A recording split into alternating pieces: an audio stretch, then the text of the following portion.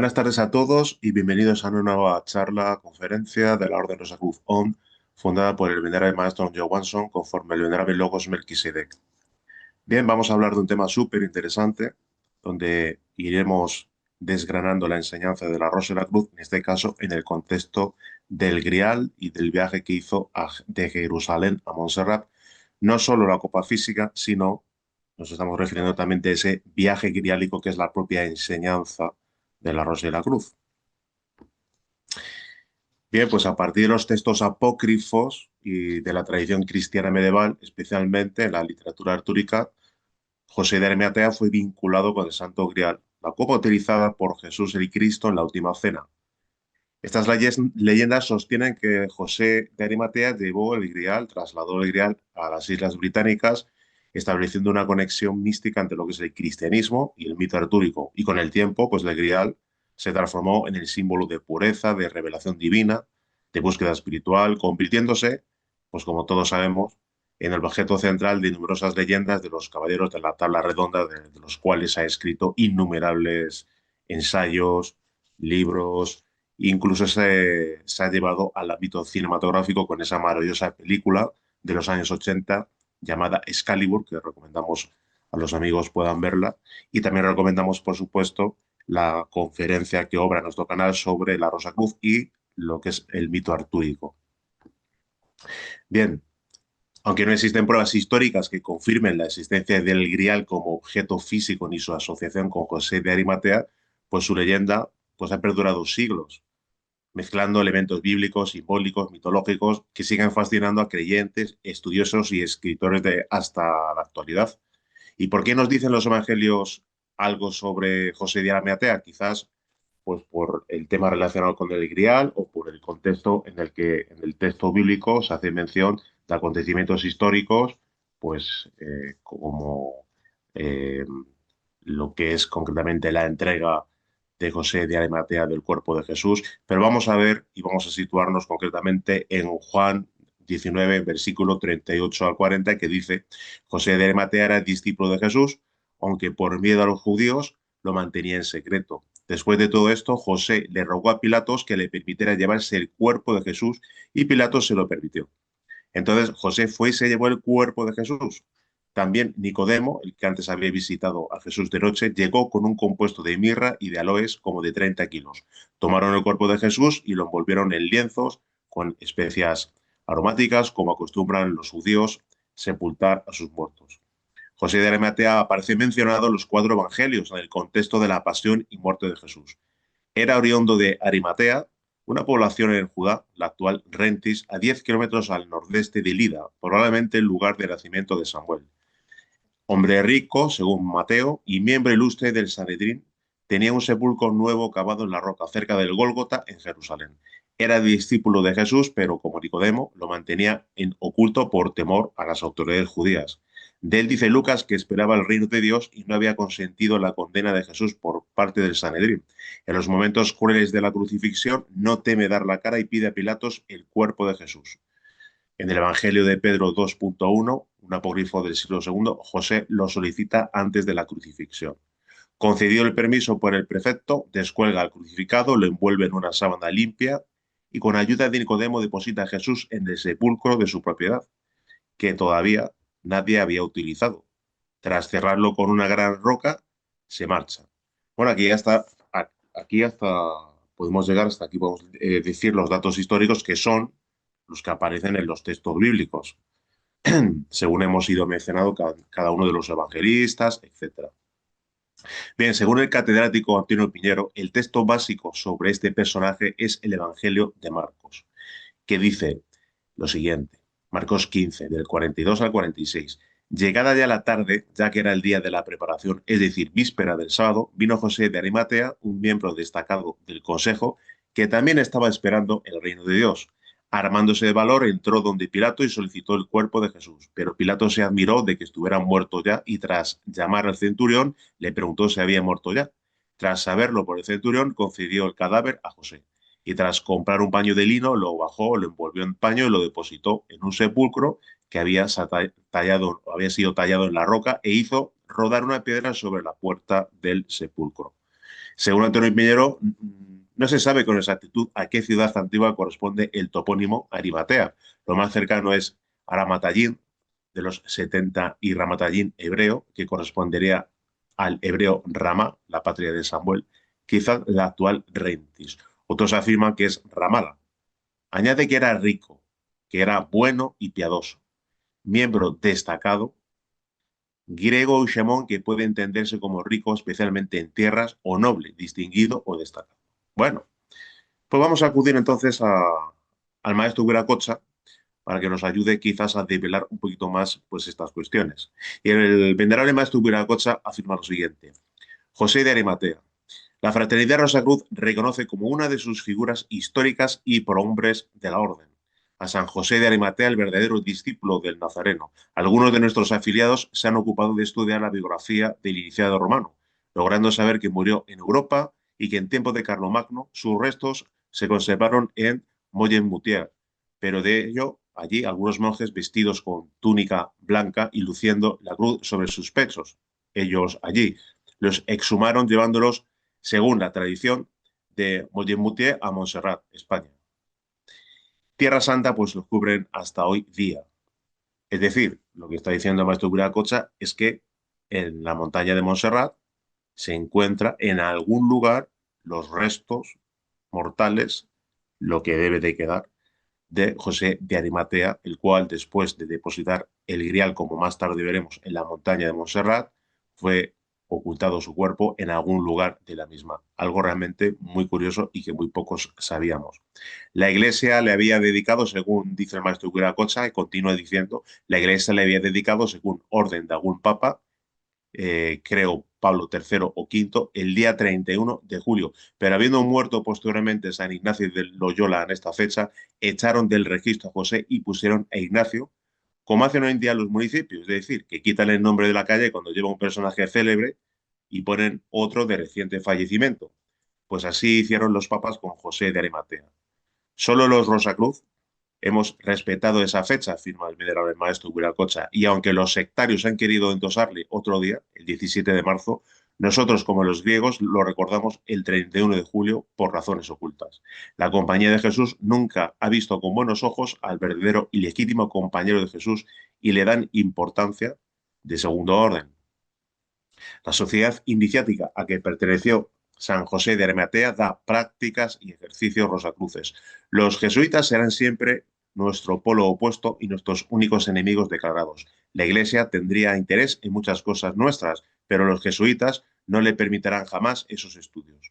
Guardemos, pues, la Rosacruz el día 31 de julio y mandemos nuestro pensamiento ese día a Montserrat, donde descansan en alguna parte los restos de José de Arimatea, sin que lo sepan sus moradores actuales. Bueno, realmente interesante lo que afirma el venerable maestro sobre la llegada de José de Arimatea, portador del Grial, a la montaña de Montserrat, que está a 50 kilómetros de la ciudad de Barcelona, y realmente es una montaña donde se dan una serie de fenómenos ya explicados en nuestra conferencia dedicada a Montserrat, la montaña mágica, vinculada al fenómeno OVNI, vinculada a las desapariciones misteriosas y mil y un fenómenos más. Bien, aquí vemos concretamente una serie de ermitas. En YouTube pueden ver concretamente la cantidad de ermitas que tiene lo que es la montaña de Montserrat. Ha habido muchos eremitas en las mismas con sus historias particulares. Aquí vemos una situada en lo que es pues un risco de la montaña, pues bastante acentuado. Otra perspectiva de lo que es la abadía de Montserrat, lo que es la propia montaña, una toma más cercana de la abadía y lo que es la entrada a la abadía. Bien, nos movemos en un contexto histórico en la antigua y mistérica Jerusalén, donde tuvieron su acontecimiento pues, los hechos narrados en los evangelios. Hemos hecho mención en el título de esta charla al Camino del Grial.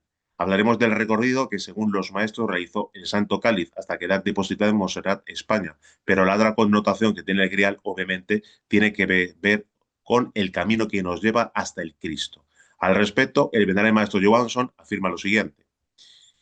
Él, el Cristo cósmico, es realmente el camino, la verdad y la vida. Pero ¿dónde está el camino?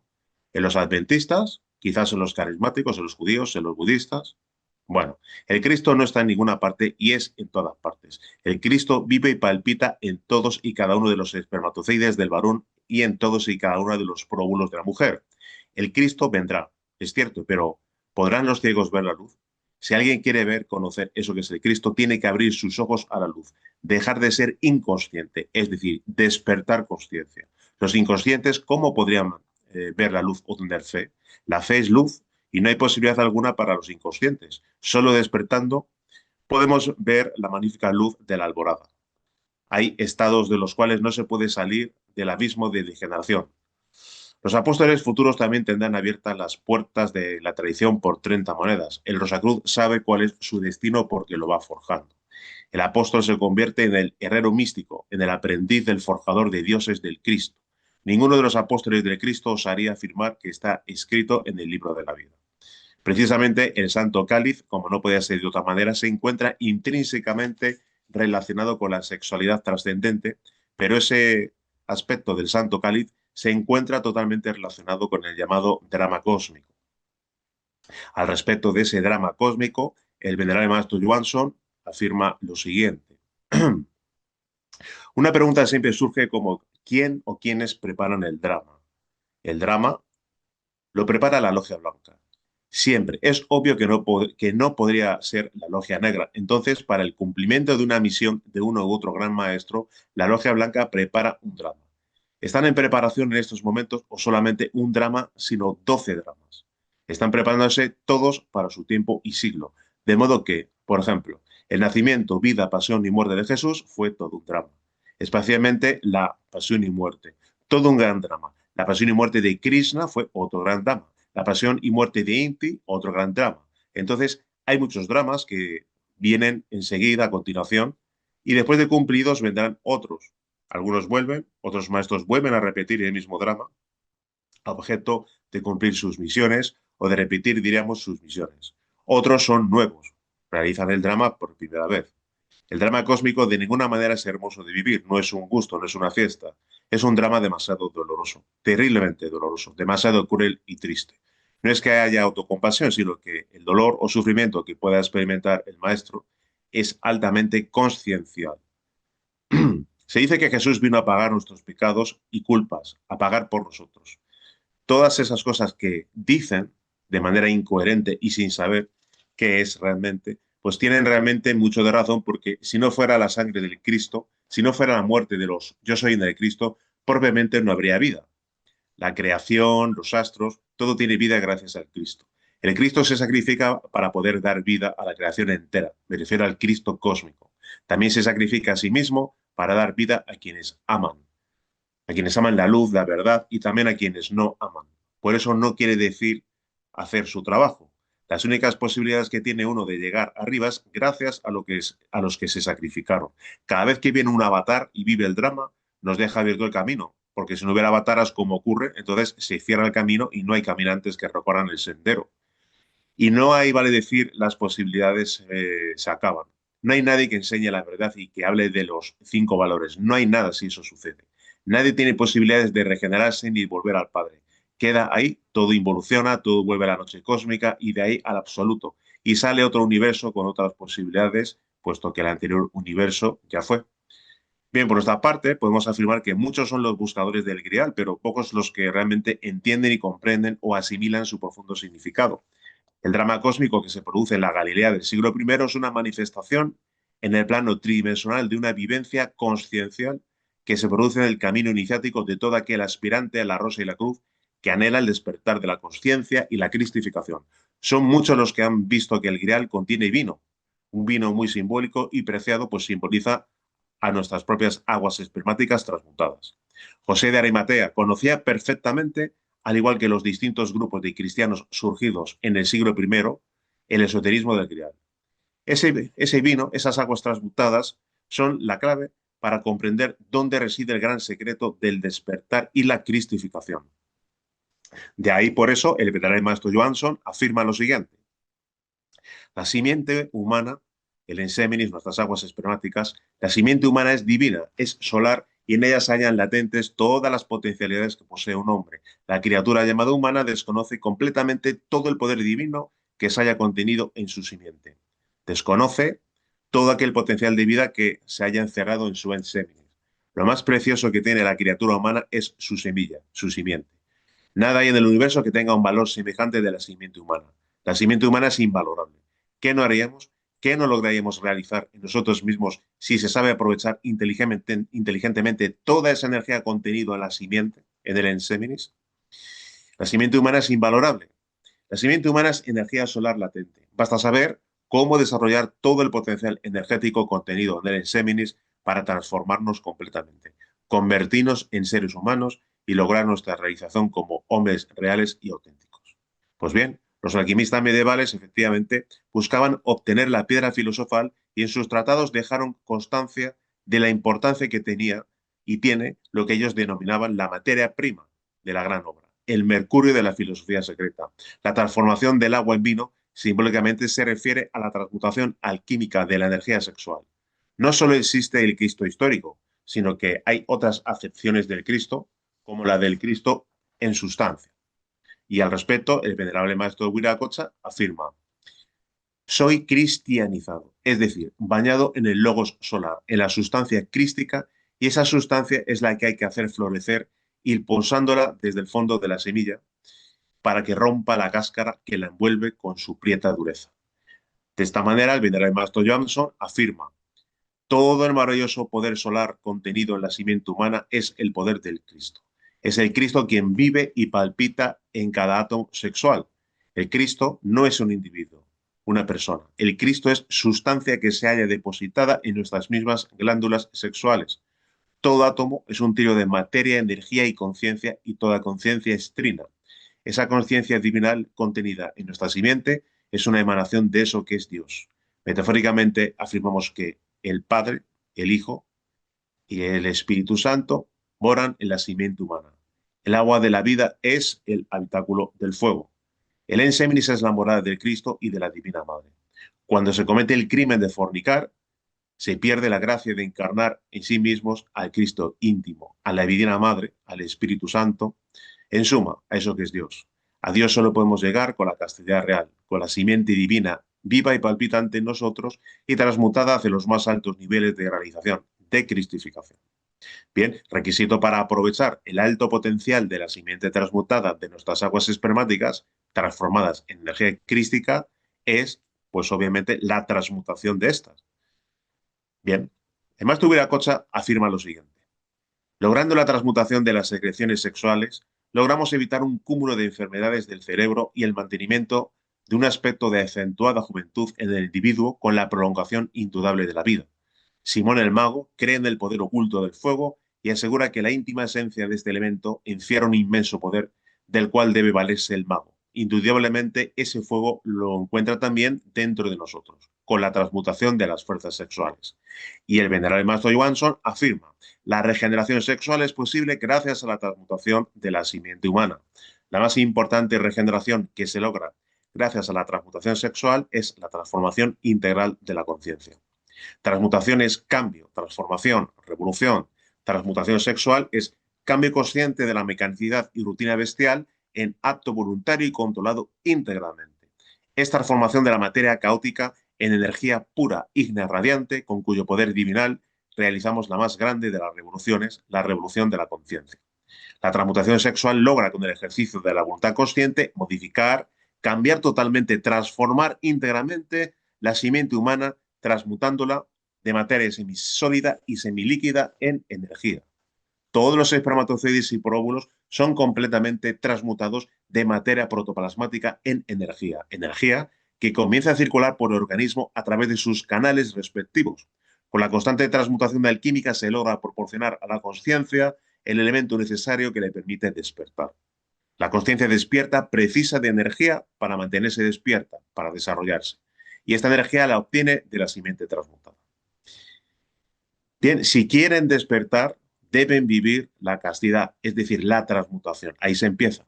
El drama del Cristo cósmico empieza cuando algún aspirante quiere despertar. Ahí realmente empieza. El drama cósmico empieza cuando alguien quiere despertar, y digo quiere, no cuando alguien dice quisiera despertar, pero es tan difícil. Quisiera que me despertaran los maestros un poquito para tener fuerza y seguir el camino, o cualquier otro quisiera. Quiero, que es sinónimo de acción. Entonces, el camino o cualquier otro quisiera, sobra. Realmente quiero, que es sinónimo de acción, empieza realmente ahí el drama, y como un niño va a las primeras clases, el aspirante empieza su paseo por la escuela de la vida, por el drama de su vida. Cada uno de nosotros hemos sido más o menos fornicarios. Eso es verdad, en unas anteriores vidas, en antiquísimas vidas, o incluso en esta. Entonces, con cada fornicación, cada uno ha sido un Pilatos, cada uno de nosotros ha sido un Judas, cada uno de nosotros ha sido un Caifás, cada uno de nosotros ha sido un pueblo de Jerusalén, un judío, una Palestina, o como quiera llamarse. Cada uno de nosotros hemos sido el soldado romano que atravesó con una lanza el costado de Jesús. Cada uno de nosotros hemos sido, con las fornicaciones, los romanos que doblaron las rodillas de Jesús. Según unos y según otros, ya lo dejaron por muerto. Lo cierto es que las rodillas de Jesús fueron quebradas pese a que ya estaba muerto. No tiene importancia, puesto que tiene también, o es un símbolo, porque con los pies se camina y sin pies, pues sin pies se arrastra, diría alguien. Pero quien se arrastra es el animal racional, pero los dioses, obviamente no. El maestro G. Gurdjieff dice lo siguiente: el hombre puede nacer, pero para nacer primero debe morir, y para morir primero debe de despertar. Y en otra parte afirma: cuando el hombre despierta, puede morir, y cuando muere, puede nacer. Bien, aquí vemos concretamente, pues iconográficamente hablando, pues ciertas diapositivas que nos exhortan a hacer ese trabajo y a despertar. El episodio del huerto de Getsemaní, en el que Jesús el Cristo les dice a sus discípulos lo siguiente: cuando se levantó de la oración y vino a sus discípulos, los halló durmiendo a causa de la tristeza, y les dijo: ¿por qué dormís? Levantaos y orad para que no entréis en tentación. Este pasaje bíblico nos invita al despertar de la conciencia. El animal racional se encuentra profundamente dormido, y lo que es peor, piensa que esa es su condición natural y normal, y que no necesita transformarse para despertar y cristificarse. Bueno, lamentablemente la situación no es tal cual cree la inmensa mayoría de habitantes de este planeta. La prioridad debe ser restablecer nuestra verdadera condición. Somos animales racionales con posibilidad de transformarnos en seres humanos, luego en hombres solares, luego en dioses y ser uno en Dios. Para eso se nos ha legado el conocimiento de la rosa y la cruz, que posibilitó a Jesús el Cristo y a otros maestros, obviamente, su cristificación. Por supuesto que hay algo que se opone a ese despertar, y es el ego. El ego es quien mantiene al animal racional cubierto del lodazal de la inconsciencia y la degeneración, y es el ego, quien utiliza los vehículos tanto físicos como suprasensibles para manifestarse y satisfacer sus más negros apetitos. Eso que es el ego está alegóricamente explicado por el Maestro Jesús al dirigirse a la legión que expulsó de un poseído, al igual que en el episodio que vemos en la pantalla de la expulsión de los mercaderes del templo interno. Expulsar esos mercaderes equivale a expulsar a los yoes, a aniquilar a los yoes. El ego lo constituyen todos nuestros deseos, emociones, ansias, voluntades. El ego lo conforman todos nuestros vicios, pecados, virtudes, defectos, cualidades. Todo lo que la criatura hace no es más que la voluntad del ego. El animal racional es simplemente ego. Legión de yoes malignos, bestiales, hipócritas, cínicos, viciosos, virtuosos, inteligentes, religiosos, ateos. Todo lo que se manifiesta en el animal racional es solo ego. El animal intelectual es un vehículo de expresión del ego. Sin embargo, encontramos todavía en eso que es el ego que se manifiesta a través de todos los vehículos de expresión del llamado hombre, un algo muy distinto, algo divino, algo extraño, y ese algo no tiene nada que ver con el ego. Ahí, en las profundidades tenebrosas de eso que es el ego, encontramos una chispa divina, encontramos el Buddhata o conciencia. El animal racional es yo múltiple, yo legión, y eso que se llama ego. El animal racional es ego. El ego es pluralidad de yoes, son cientos, miles los yoes que conforman esa legión denominada ego. Cada yo es una infinita y pequeña parte del ego. El animal racional es simple y llanamente un vehículo de expresión del ego. La legión maligna del ego mantiene dentro de sí algo que no es maligno, algo que no es propio del ego. Y ese algo al que hacemos referencia es la conciencia, la chispa divina, el Buddha. El ego es quien utiliza los diferentes cuerpos para manifestarse y satisfacerse. Para su manifestación, el ego precisa de alimentos que le permitan reparar las energías consumidas por todos y cada uno de sus cuerpos. De lo brevemente expuesto podemos concluir afirmando que el animal racional es un trío de materia, energía y ego. Bien, con respecto a la última cena, En definitiva, en la llamada última cena se encuentra la copa o grial. En Lucas 22 leemos: entonces, debido a la premura, persecuciones, etcétera, realizando el ritual correspondiente, alguien coge la copa. Eh, eh, bueno, este es un comentario respecto a lo que dicen los evangelios. Entonces, lo que afirmamos es que debido a la premura, a las persecuciones, una vez que se ha realizado el ritual de Melquisedec, que se realiza la última cena, el ritual correspondiente, alguien coge la copa, en este caso José de Arimatea, y la salva de que pueda caer en manos incautas o en manos menos adecuadas. Y ese alguien que coge la copa, como acabamos de mencionar, es pues José de Arimatea. Y hay una serie de puntualizaciones. Bien, con respecto al venerable maestro Johansson, dice lo siguiente: prácticamente atravesaron la lanza al Cordero, vale decir, en este caso a Jesús, y casi inmediatamente se produce el cataclismo, de modo que no hubo tiempo para recoger la sangre en ningún cáliz. Es decir, hay que entender claramente la figura. Sin embargo, el cáliz en el cual festejaron la última cena, la última reunión, ese cáliz sí fue y es el que, según dice, se mantiene ahí en el templo de Montserrat, pero no es el cáliz con el cual recogieron la sangre del Cristo. La situación no era como para estar pensando en la sangre de quien está sufriendo lo indecible, de ninguna manera, pero yendo al aspecto simbólico, ¿quién puede recoger la sangre de aquel que está sufriendo por el Padre? Pues el mismo Padre. La sangre es el precio con el cual el iniciado paga prácticamente su realización normal. Pero no es su sangre de ninguna manera de características eminentemente físicas, como podía haber derramado Jesús en la cruz por efecto del lanzazo. Entonces hay que tener en cuenta ese símbolo. Bien, entonces, ¿cómo llega ese cáliz hasta Montserrat? Bueno, de alguna manera, dice el maestro Johansson, vayamos a lo siguiente. Supongamos que hay una pequeña revuelta acá y cada uno de ustedes o alguno de ustedes le gusta, diríamos, algún libro relacionado con la orden que está por allí. Digamos, por ejemplo, el libro Imaginación Creadora. Lo único que ve es ese libro, Imaginación Creadora. Pues coge ese libro y se lo lleva. Por lo menos esto me llevaré y salvaré parte de la enseñanza, pues podía pensar cada uno de nosotros. Para salvar, digamos, algo de la enseñanza. Más o menos ese tipo de figura podría haberse dado cuando sufrieron la diversidad de invasión o prácticamente ataque que sufrieron los discípulos de Jesús. Pues alguien recogió el cáliz en el cual se bebió prácticamente durante la ceremonia y eso fue real. El aspecto simbólico, naturalmente, está también, es totalmente sexual, pero físicamente existe el cáliz. Y efectivamente, según se afirma y se sostiene, está allí, en Montserrat. Y bueno, se realiza una pregunta al maestro Johansson, que es la siguiente. ¿Cuál es realmente el objeto o el objetivo de que ese cáliz esté en un templo secreto en Montserrat? Y la respuesta del maestro es la siguiente. Bueno, en cualquier momento ese cáliz puede ser mostrado objetivamente a quienes están recibiendo lecciones objetivas de lo que es y fue, mejor dijéramos, la vida de Jesús. Uno y otro. Siempre tiene ahí un lugar de referencia. Bien. Continuando con los mitos, en la mitología celta, el caldero era el recipiente por antonomasia, el gran caldero de la abundancia, el santo grial del rey Arturo, es en el fondo una representación suya cristianizada. En tal lugar es posible revivir a los caballeros sumergiendo su cabeza en el interior del gran caldero.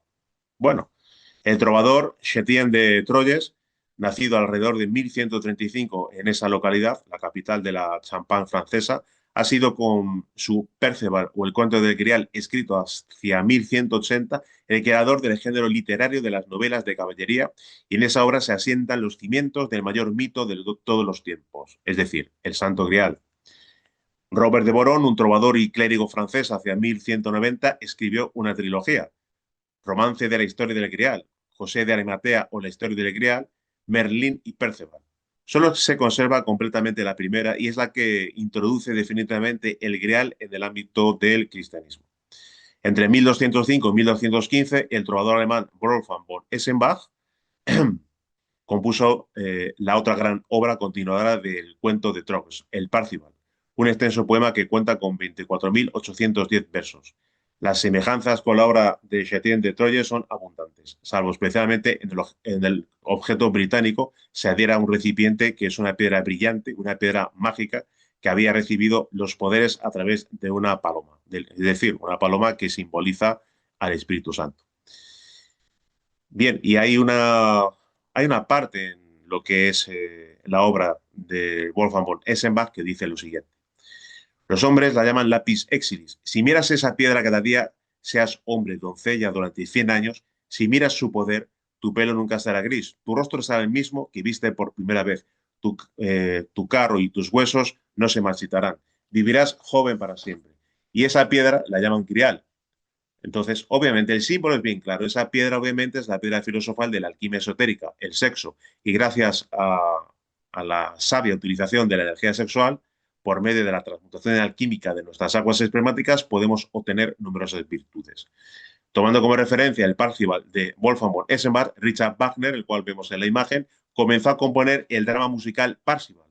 En la introducción se relata al encargo de Titurel de dirigir en el Monte de Salvación o Monsalvat el castillo del Santo Grial. Allí lo custodian valientes caballeros por encargo de los ángeles. Curiosamente, Monsalvat se parece mucho sospechosamente a la palabra Montserrat. Bien, el venerable maestro Viracocha afirma lo siguiente. Wagner, que era un genio que perteneció también a una sociedad secreta, recibió la iniciación, vino a Montserrat y vio las escenas tal como las traspasó después a su grandioso Parsifal. Con respecto a esos valientes caballeros y a su custodia del Grial, el insigne escritor Mario Rosso de Luna afirma que las vestiduras de los caballeros del Grial y de sus escuderos son túnicas y mantos blancos semejantes a la de los templarios, pero en vez de la roja cruz, tau de estos ostentan una paloma en vuelo, cernido en las armas y bordada en los mantos. Vemos aquí una representación iconográfica del Grial vinculado a los templarios o a los caballeros que son los custodios del Grial allí en Montserrat. Bien, volviendo a José de Arimatea, afirmamos que supo guardar el secreto con mucha discreción el Grial y al negarse a entregarlo fue hecho preso. Cuenta la tradición que tiempo después, estando libre, pues viajó a Roma en busca de cristianos, pero viendo las persecuciones que allí existían, continuó su camino por las regiones del Mediterráneo. O después, cuando José de Arimatea concluyó su misión guardando en un templo en Montserrat el Santo Cáliz. Recordamos que en la última cena es donde se realiza la Santa Unción, el ritual del Melquisedec del pan y del vino. El venerable Master Wanson afirma, el agua es la simiente divina que mora en el sistema seminal de toda criatura humana. El vino es la energía sexual, producto de la transmutación. Es el fuego que da la sabiduría. El pan, símbolo de la vida, regenerada en la simiente, y el vino, símbolo del conocimiento crístico y realizado por la transmutación. El sumo sacerdote de Dios Altísimo, Melquisedec, nuestro venerable y gran maestro Melquisedec, es reconocido por la generalidad de países y pueblos a los que llegó con la cruz y la rosa, vivientes, y son muchas las tradiciones milenarias que lo reconocen por el portador del pan y del vino, o emergiendo victorioso de las aguas de la vida. Bien, continuando con el mito, no pudo hallar mejor caldo de cultivo el mito del Grial que entre aquella sociedad feudal y guerrera característica de la denominada plena Edad Media, siglo XI y XII. A partir de fines del siglo XI, cuando se está escribiendo la continuación del Perceval, comienzan las grandes cruzadas. Fenómeno que tendrá una enorme repercusión en el cristianismo y por ello en el nacimiento y desarrollo de la literatura caballeresca que cantará las hazañas de los más famosos guerreros. Estos buscaban aparte de la motivación religiosa, otra que justificase en las sangrientas batallas en las que se desenvolvía su misión sagrada, pues la búsqueda del objeto más divino que existe en este mundo, el Grial. Encontrarlo era para ellos la culminación de su peregrinaje en Tierra Santa. Lamentablemente, jamás podrían encontrar el Grial en Tierra Santa, porque desde un punto de vista físico, obviamente ese Grial, ya hemos comentado, se halla en la montaña de Montserrat, pero aquellos, vamos a decirlo así, cruzados o más concretamente templarios que poseían la enseñanza de la Rosa y la Cruz, sabían perfectamente y conocían el verdadero símbolo del Grial. Por esta razón, desde el punto de vista simbólico, desde el punto de vista alquímico, existe una vinculación evidente entre el Grial y la Tierra Santa. Pero la Tierra Santa desde el punto de vista simbólico. Para ello, para una mayor clarificación, acudimos al maestro Fulcanelli, que especifica lo siguiente sobre la Tierra Santa. En cuanto al sujeto grosero de la obra, dice Fulcanelli, unos lo llaman magnesia lunar, otros, más sinceros, lo denominan plomo de los sabios, Saturnia vegetable. Filaeteo, Basilio Valentín y el Cosmopolita le dan el nombre de hijo o niño de Saturno. Con estas denominaciones refiéranse ora a su propiedad magnética y atracción del azufre, ora a su calidad de fusible y a su fácil licuefacción. Para todos ellos es la Tierra Santa. Y en fin, este mineral tiene por jerolífico celeste el signo astronómico del Cordero, Aries. Gala significa en griego leche y el mercurio es llamado también leche de virgen. Bien, es obvio que esa tierra santa equivale a nuestras propias aguas espermáticas, al oro líquido, al elixir de larga vida, al agua del grial que se convierte en vino gracias a las propiedades divinas del grial. En esa línea, el venerable maestro Johansson afirma lo siguiente: fueron muchos los buscadores del poder y de la virtud quienes sucumbieron en la angustiosa búsqueda allende los mares en el rincón de un laboratorio. Son muchos todavía los que sueñan con encontrar el elixir de larga vida, la piedra filosofal, y dedican su vida a viajar por remotos lugares o estudiar gruesos volúmenes de química, medicina, alquimia. Toda esa fuente energética capaz de regenerar el organismo humano y concederle una eterna y inagotable juventud, así como ese magnífico elixir que cura toda enfermedad y la preciosa joya que transforma los metales viles en oro puro, se halla en uno mismo, dentro de sí mismo, y es simplemente la energía sexual. Es gracias al sabio procesamiento de la simiente sexual, de su propia simiente, que desde el lodo de la tierra se levantaron grandes hombres y sublimes maestros de la Rosacruz, quienes conquistaron para sí mismos el elixir de larga vida, fuente inagotable de juventud, y la piedra filosofal, arca fabulosa de riquezas espirituales capaz de transformar el plomo en oro. La energía sexual es la fuerza más poderosa que posee dentro de sí mismo todo ser humano. Todo eso es obra de la energía sexual sabiamente utilizada.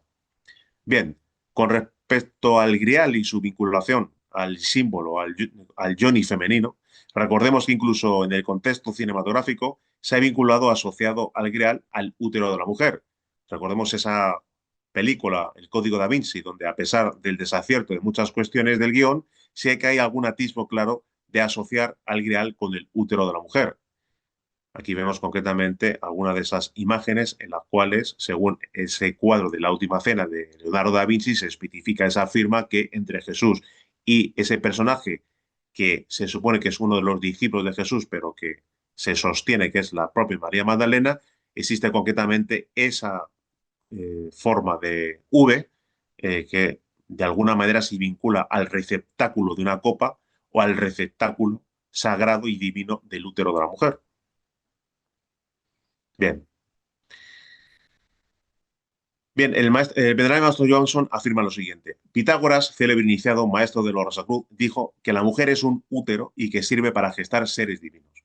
De nuevo acudimos al enigmático Fulcanelli, que afirma lo siguiente. El famoso mito del Grial, su exacto significado, aún se busca. Nadie ignora que en la antigua leyenda germánica, Titurel eleva un templo al santo Grial en Monsalvat y confía su custodia a 12 caballeros templarios. El copón, y nadie conciba malos pensamientos, así como el grial y las cátedras sagradas de todas las religiones, representa el órgano femenino de la generación y corresponde al vaso cosmogónico de Platón, a la copa de Hermes y de Salomón, y a la urna de los antiguos misterios. El gardal de los egipcios es pues la clave del grial. Es en suma la misma palabra. En efecto, de deformación en deformación, gardal se ha convertido en gradal y luego, con una especie de aspiración, en grial. La sangre que bulle del santo cáliz es la fermentación ígnea de la vida o de la mixtión generadora. No podemos por menos de deplorar la ceguera de aquellos que se obstinan en no ver en este símbolo despojado de sus velos hasta la desnudez más que una profanación de lo divino. El pan y el vino del sacrificio místico es el espíritu o el fuego en la materia que por su unión produce la vida. Y aquí por qué los manuales iniciáticos cristianos llamados evangelios hacen decir alegóricamente a Cristo: yo soy la vida, yo soy el pan vivo. He venido a prender fuego en las cosas, y lo envuelven en el dulce signo esotérico del alimento por excelencia. Bien, obviamente el maestro Fulcanelli menciona el órgano femenino de generación, que es el yoni, viva representación del santo grial, y esto nos recuerda, por supuesto, al Saja Maituna. Los misterios del Lingam Yoni son divinos y se encuentran en todas las tradiciones y culturas, en cuya base se encuentra la rosa y la cruz. El Yoni femenino, en conjunción con el Lingam masculino, es la clave de todo poder. Debemos beber el néctar iniciático de los dioses. En el vaso santo, en la copa o cáliz místico, tan buscado en todas las épocas, está contenido ese vino exquisito que nos puede convertir en hombres y mujeres solares. Al respecto, el venerable maestro Johansson afirma lo siguiente. Los grandes sabios de todos los tiempos y eternidades han trabajado en sí mismos con el agua y el fuego, para el despertar de sus facultades internas y despertar su conciencia cósmica. Todo verdadero aspirante a la rosa y la cruz debe descender hasta la novena esfera y trabajar en ella utilizando sabiamente el fuego y el agua, origen de hombres, mundos y universos. La iniciación Rosa Cruz se la recibe en y con el sexo. La castidad real es el medio de transformar, de transmutar la simiente humana en fuego y agua, en el fuego y agua del ígneo o bautismo enseñado por el hierofante Jesús. El fuego y el agua, productos de la transmutación, ascienden por los nadis Ida y Pingala. Ida y Pingala son los nombres de los dos testigos del Apocalipsis y estos dos testigos son los portadores del agua y del fuego. De ahí la vieja fórmula ocultista. Fuego más agua igual a conciencia. El despertar de la conciencia solo se le consigue trabajando constantemente con el fuego y el agua. La materia prima de la gran obra, el alimento del fuego, es la simiente sexual, el enseminis. En el enseminis está contenido todo aquel maravilloso poder del fuego sexual. En el virtutis, en el Zeis y el Falo bien unidos, se halla la clave secreta para el despertar del fuego. Lo fundamental, lo importante es evitar el orgasmo e impedir así la pérdida del licor seminal, del enseminis. La transmutación integral es la que realizan los amantes místicos en aquella práctica que se vive entre un hombre y una mujer unidos en bodas con el objeto de cristificarse. A esta práctica de transmutación se le denomina arcano solar, arcano real, arcano AZF, gran arcano, maituna, carezza, etc. En el trabajo con el arcano solar lleva indefectiblemente al despertar de la conciencia y de ahí a la disolución del ego. Y lo que es más, engendra realmente eso que es el amor y nos coloca en una libre disposición para hacer la voluntad del Padre. Con este trabajo magno despierta Kundalini y es la energía sexual, es la energía solar concentrada en la simiente, la única que puede despertar en la creatividad humana todo aquel gran potencial encerrado en el hueso coxígeo, cuyo bendito nombre es Kundalini. La divina Madre Kundalini es la misma bendita Madre de Jesús el Cristo. Es María, la Inmaculada, la siempre Virgen, Virgen en la concepción, en el parto y después del parto. Ella se nutre con la energía sexual y ella es la madre de la energía sexual. La divina Madre es la madre del Sol Cristo. Ella espera el instante supremo de su despertar para levantarse victoriosa sobre la vara maravillosa que sostiene el organismo planetario, la columna vertebral. Bien, bien, por nuestra parte podemos decir, los caballeros templarios ostentan en su escudo y en su pecho, al igual que en su capa, la Santa Cruz, y la conexión sexual del falo y del útero forman cruz. Obviamente, el fuego serpentino despierta con el poder de la Santa Cruz. En hebreo, Tau tiene precisamente el significado maravilloso de la cruz. Y en esa cruz está la clave de la conexión del lingam, yoni, falo, útero, pero sin eyacular nunca el ens seminis, porque en esa sustancia se encuentra latente todo el ens virtutis de fuego. El maestro Johansson afirma, los dos maderos son propiamente el varón y la varona, unidos en sacra comunión íntima en la rosa. La rosa es el sexo. El varón y la varona, reunidos y participando juntos de la comunión sexual, sin la expectación del espasmo, forman una cruz viviente y de esa sublime comunión nace por la fecundación del fuego en la semilla viviente sobre el ens seminis, la rosa ígnea y sacrosanta. Varón y varona unidos sexualmente en las prácticas del arcano solar son una rosa cruz viva y palpitante.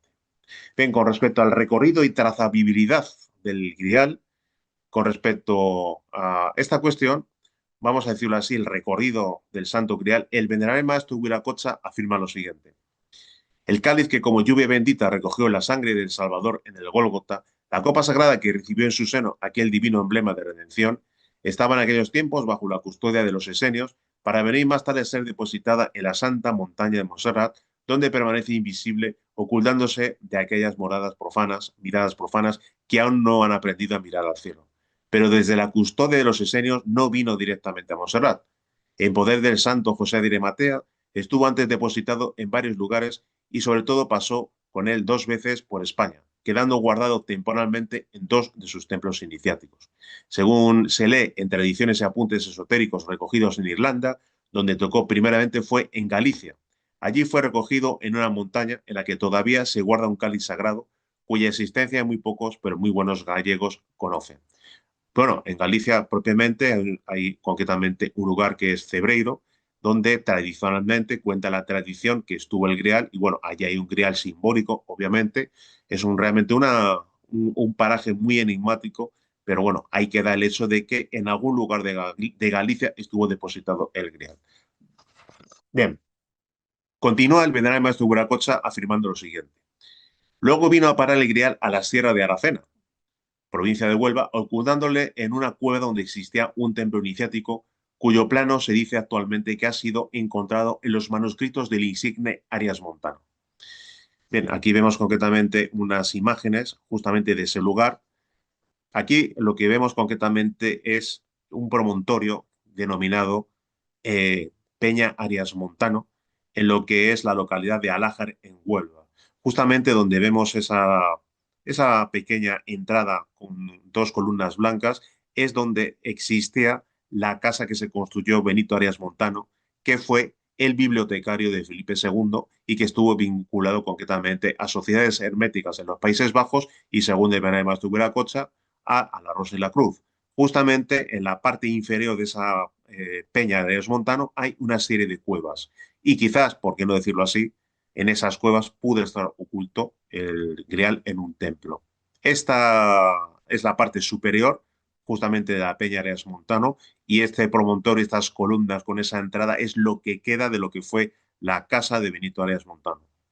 Desde lo que es el pueblo de Alájar visualizamos concretamente en lo alto, en lo que llamamos el Santuario de los Ángeles, de Nuestra Señora de los Ángeles, que está justamente donde hemos mencionado se construyó su casa de Benito Arias Montano.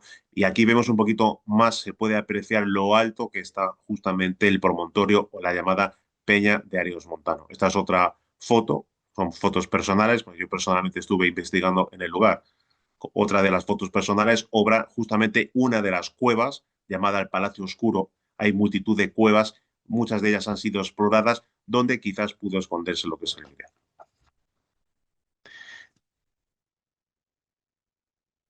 Bien, afirma precisamente el venerable maestro Huiracocha. Vino el grial a parar a las tierras de Aracena, a la provincia de Huelva, ocultándose en una cueva donde existía un templo iniciático, cuyo plano acabamos de mencionar, actualmente ha sido encontrado por Arias Montano. Y dice el maestro Huiracocha, pero como el santo grial, el cáliz misterioso, por donde quiera que va, reparte su influencia y su divina belleza, de ahí la hermosura y el bello rostro de las andaluzas, que son fama por todas las regiones españolas. Cuentan las leyendas bíblicas que la sabiduría del rey Salomón era tanta y de tal magnitud que la noticia de su preponderancia había invadido el mundo entero. Entonces llegó a oídos de la reina de Saba, hija del rey de Yemen, de nombre Hadad. Gracias a la presencia del grial en una de las colonias de este rey que él había visitado, denominada Gades, hoy Cádiz, en España, logró tanta belleza física que hasta los mismos dioses se enamoraron de él. Su hija Balkis, la reina de Saba, heredó esa exuberante belleza cuya cualidad, gracias al grial, se propagó por toda la comarca. Bien, hoy el verdadero grial, el cáliz sagrado, se encuentra, como hemos dicho, en la montaña de Montserrat. En tiempo oportuno pasó al estado de Ginas, haciéndose invisible, porque sus efluvios y la luz pura, radiante de su intrínseca y santa divinidad sería un daño manifiesto para el hombre de esta época, cuya naturaleza demasiado y mal no resistiría tal influencia. Cierta noche le había aparecido a José de Arimatea, nos dice el maestro Ibracocha, un ángel que mostrándole por medio de una visión la montaña de Montserrat, le dijo, este grial lo llevarás a esa montaña, que es sagrada. Ese cáliz no solamente es un objeto de un poder divino, mágico, inmenso, sino símbolo de la pureza del cristianismo primero. Y dicho esto, desapareció. Como entre las instrucciones que le dio el ángel, le señaló Cataluña y en él, como dijimos, la montaña de Montserrat. Allá fue José de Arimatea a buscar el lugar predilecto, el lugar escogido por el ángel. Y llegó el día en que pudo dar por terminada su misión y el cáliz quedó guardado en la montaña de Montserrat, donde sigue estando. Vino el tiempo en que por conveniencias secretas o por degradación de los mismos hombres, la prístina pureza se alteró y entonces, así como una madre cariñosa se tapa los ojos para no ver los desvíos de sus hijos amados, este cáliz se hizo invisible, cualidad que se propagó al templo donde lo guardan y la región inmediata. Bien, en el monte Serrado, Montserrat, 800 metros de altitud sobre el nivel del mar, se levanta el monasterio más señero de Cataluña, en España, del que se venera la imagen de su Alteza patrona, la Moreneta.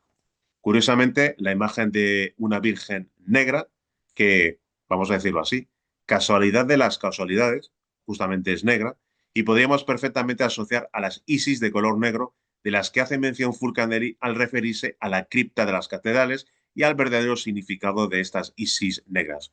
Obviamente, el mercurio en bruto, antes de ser transformado o transmutado en el famoso mercurio de los filósofos, simbólicamente reviste el color negro, indicando que este tipo de mercurio, el mercurio en bruto, se encuentra en ese estado porque así lo ha creado la naturaleza y es el artífice, es decir, el alquimista, el que debe de transmutarlo para convertirlo en energía crística o mercurio de los filósofos. Autores como Goethe, como vemos en la imagen, Humboldt, se refieren a Montserrat como auténtica sede del Grial. Incluso uno de los lugartenientes de Hitler, Heinrich Himmler, estuvo buscando el Grial en Montserrat. Hay que mencionar que hay otros lugares y especiales, especialmente lugares especiales y mágicos, que han sido asociados al Grial, como por ejemplo el castillo de Montsegur en Francia, en la zona del Languedoc, lo que llaman Occitania, el país de Oc, el cual fue sede de los cátaros hasta que fueron exterminados y quemados en la hoguera. Se atribuye su custodia y posesión a estos mismos, a los cátaros, los cuales serán considerados gnósticos en plena Edad Media, por supuesto, una auténtica herejía para la Iglesia Católica, y de los cuales hablaremos mucho más adelante en alguna otra charla. No por ello, Otto Rahn dedicó 2 de sus libros a la idea de la asociación del Grial con los cátaros y estuvo buscando por las grutas de la zona el Grial. Bien, para terminar, bueno, aquí vemos algunas imágenes de lo que es la montaña, con algunas especies de caras, ¿no?, que se podrían adivinar en la montaña, bastante curiosas. Parecen como gigantes, ¿verdad? Bien, para terminar, decíamos, en la novela Rosacruz, en su novela Rosacruz, el venerable maestro Huiracocha afirma lo siguiente. Al último, ya está cerca la montaña. Es decir, en este párrafo, el maestro Huiracocha, al protagonismo de la novela Rosacruz, eh, y otra serie de compañeros que van a recibir la iniciación se acercan a la montaña de Montserrat y se van acercando poco a poco a lo que es lo que llaman la roca foradada. Y dice, al último ya están cerca de la montaña y se divisa en la piedra un triángulo. Obviamente es obvio, aquí en la roca foradada, el triángulo que se visualiza, el único triángulo que existe en la montaña que penetra en la roca es justamente el que hay en la roca foradada. Podemos comprobar que justamente esa zona de la roca foradada la llaman también chacmol, porque pudiera tener, si nos fijamos en la foto de la izquierda, es una especie de chacmol con sus rodillas, etcétera, etcétera. Se puede ver perfectamente y hay una toma un poquito más lejana de lo que es ese triángulo de la roca foradada. Aquí vemos otra toma donde justamente, curiosamente, casualmente otra vez, el sol penetra justamente por ese triángulo. Realmente curiosísimo el fenómeno. Y aquí vemos otra imagen de ese triángulo al que se refiere el maestro Viracocha. Más de cerca vemos como ese triángulo está en una zona muy enigmática, justamente el único triángulo que penetra la roca y que el sol justamente en un momento del día concretamente aparece por ahí. Pues continúa el maestro Viracocha diciendo lo siguiente, se divisa en la piedra un triángulo, como si la montaña tuviera una ventana al espacio infinito, obviamente es esta. ¡Qué vegetación tan rara! Sigue el camino una especie de serpentina que circunda la montaña hasta de repente llegar al patio mismo del convento. Bueno, quizás ese triángulo sea, y aquí afirmamos nosotros, quizás ese triángulo sea una pequeña pista de por dónde se puede encontrar el templo, aunque haya desaparecido del mundo tridimensional o se encuentre oculto a la vista de los profanos. Aquí vemos concretamente una visión un poquito más general y otros aspectos concretamente interesantes de la montaña, lo que llaman la piedra del cabal Bernat, totalmente fálica. Bien. Si queremos entonces imbuirnos del espíritu y la enseñanza del Grial, poseemos las herramientas adecuadas, los valores de transformación íntima, que son los mismos valores de la rosa y la cruz, vida, muerte, amor, libertad y sabiduría. Obviamente, el valor de la vida implica, como venimos diciendo en todas las charlas, como hemos comentado en esta, la transmutación de nuestras aguas espermáticas. Es decir, el valor de la vida equivale a la transmutación alquímica de la energía sexual. Obviamente, esa transmutación se puede realizar en 3 modalidades, unipolar, bipolar e integral. La transmutación unipolar está destinada a aquellos hombres o mujeres que no trabajan todavía con su pareja y esa transmutación es muy sencilla, es una práctica en la cual se combina la visualización con un mantra, cómo se hace ascender con la imaginación el fuego por los canales Ida y Pingala, como vemos en esta imagen, y recorren esos canales, la energía crística, hasta el cerebro y se deposita en el corazón, en el templo corazón, como vemos en la imagen. Porque ahí es donde se encuentra el Buddhata, nuestra esencia, lo que es la conciencia, la chispa divinal. Curiosamente, justamente la conciencia se alimenta de energía sexual transmutada, es su alimento. Bien, lo que es el segundo tipo de transmutación es la transmutación bipolar, la cual todavía no hay conexión sexual, pero hay una pareja, siempre hombre y mujer, la cual puede cogerse de las manos, donde se establece un circuito bioelectromagnético, un intercambio energético, es una especie de antesala de preparación antes de vivir el gran momento con el arcano solar. Puede haber una pareja en la cual estén cogidos de las manos o puede haber contacto de espalda con espalda, rodilla con rodilla, etc. Y el tercer tipo de transmutación es, como venimos diciendo, es el arcano solar, el Saja Metuna, el Tanta Blanco, el arcano real, lo que es en la alquimia sexual, la magia sexual, donde ya sí que hay conexión sexual, pero no hay ni orgasmo ni eyaculación. Hay una magnífica transmutación de la simiente donde cada uno de los miembros de la pareja realiza su propia práctica haciendo ascender victoriosa esa energía sexual transmutada hasta el cerebro y depositado en el corazón. Bien, esto en cuanto al valor de la vida. En cuanto al valor de la muerte, habla precisamente de la muerte del ego, la muerte mística. Habla de la muerte del ego. En un estado, en una fase inicial, lo que debemos de hacer es realmente controlar los impulsos egoicos, controlar la manifestación del ego. Estamos totalmente esclavizados al ego. Lo que se manifiesta a través de cada uno de nosotros, a través del animal racional, es ego, son yoes. Si el ego se manifiesta constantemente, se va robusteciendo. Si no le ponemos cotas, si no le ponemos límite, entonces el ego lo que hace es ir reforzándose más y más. Pero luego hay otro problema.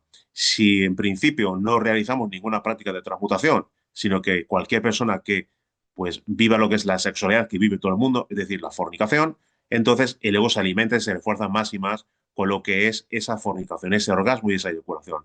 Si queremos privar al ego de su alimento, entonces lo que tenemos que hacer es vivir diariamente las prácticas de transmutación. En una fase mucho más adelantada, cuando alguien ha conseguido alcanzar el despertar de la conciencia y después de despertar conciencia, despierta el fuego sagrado de Kundalini, esa simbólica espada de Excalibur, tan mencionada en lo que es pues todos los ensayos y toda la literatura artúrica, donde la espada Excalibur se extrae de la piedra del sexo. Esa espada simbólica simboliza a la Divina Madre Kundalini, ese fuego sagrado. Ya con ese fuego sagrado se puede eliminar cada uno de los yoes. Requisito principal, obviamente, es acceder al despertar de la conciencia y posteriormente al despertar de ese fuego sagrado, para ir eliminando cada uno de los yoes. Y esas fases por las que hay que pasar para esa eliminación están descritas también en una de nuestras conferencias que obran en nuestro canal. Bien, tenemos concretamente que el valor de la libertad nos habla precisamente de que tenemos que aprender a vivir conscientemente mediante las prácticas de la división de la atención consciente. La humanidad, cada uno de nosotros, consciencialmente estamos soñando, vivimos en el sueño, vivimos en medio de una pletórica hipnosis colectiva.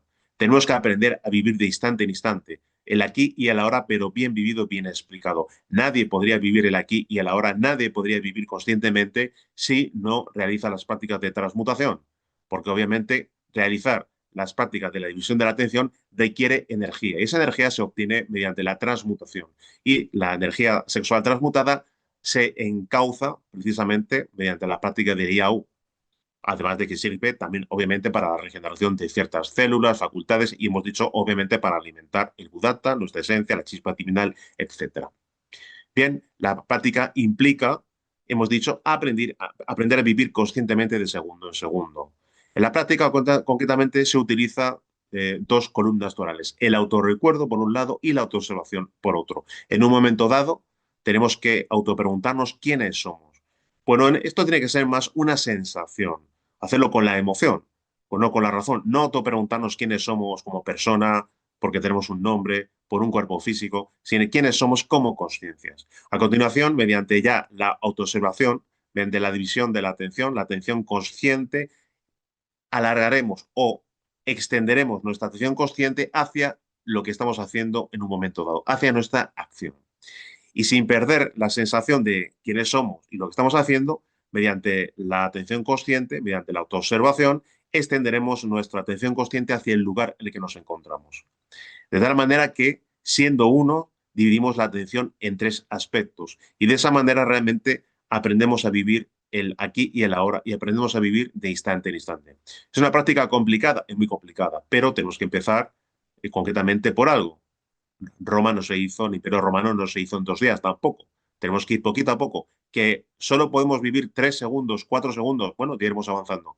Nos proponemos un día salir de la puerta de nuestra casa y avanzar a visitar uno de nuestros amigos que nos espera concretamente para tomar un refrigerio. Bueno, iremos caminando hasta encontrarnos con nuestro amigo viviendo justamente el IAU. Queremos extender mucho más la práctica y continuar tomando algo con nuestro amigo y comentar, bueno, los acontecimientos del día, las noticias que iremos viviendo IAU según hablamos con nuestro amigo. Y así iremos extendiendo la práctica hacia cualquier acontecimiento del día y conseguiremos realmente aprender a vivir conscientemente. Bien, para terminar, hablaremos del valor del amor y de la sabiduría. Mediante el valor del amor, obviamente, tenemos que aprender a amar a nuestro prójimo más que a nosotros mismos. Eso parecería ciencia ficción, ¿verdad? Pero una de las cuestiones que debemos de tener muy presente es el hecho de que ese amor implica dar a los demás lo mejor que tenemos. Y lo mejor que tenemos es la enseñanza de la rosa y la cruz. Si alguien quiere avanzar en el camino iniciático, no podría acaparar todo el conocimiento. Cada vez que tenemos más información, tenemos más responsabilidad con respecto a la humanidad. Y la responsabilidad es dar la misma posibilidad que se nos ha dado a nosotros a otros. Obviamente a nosotros se nos ha dado gratuitamente la enseñanza, pues tenemos que dar la enseñanza gratuitamente a los demás, con independencia del resultado obtenido. Que alguien acepta la enseñanza, entonces hará muy bien en vivirla. Que alguien no acepta la enseñanza, bueno, nosotros seguiremos nuestro camino y seguiremos viviendo la enseñanza. Lo importante es divulgar la enseñanza, insisto, y no acapararla. A nuestros amigos, a nuestros familiares, a nuestros compañeros de trabajo, a nuestros vecinos, tenemos que darles esa oportunidad para poder, si quieren, vivir la misma. Bueno, y por último, el valor de la sabiduría. El valor de la sabiduría implica hacer la voluntad del Padre, pero obviamente eso es también algo casi utópico. Pero la primera exhortación del Padre precisamente para vivir su voluntad es conseguir ese ansiado despertar de la conciencia, porque solo despiertos es como podemos aprender realmente a hacer la voluntad del Padre. Entonces, mientras logramos ese despertar, tenemos que poner nuestro pequeño grano de arena, que es nuestra vida entera, para poder alcanzar ese despertar y pedir a nuestros divinos padres que nos ayuden, que nos guíen, que nos enseñen, que nos den energía para toda práctica, acudir a nuestros padres y sentirles siempre a nuestro lado, a nuestro divino Padre, a nuestra divina Madre.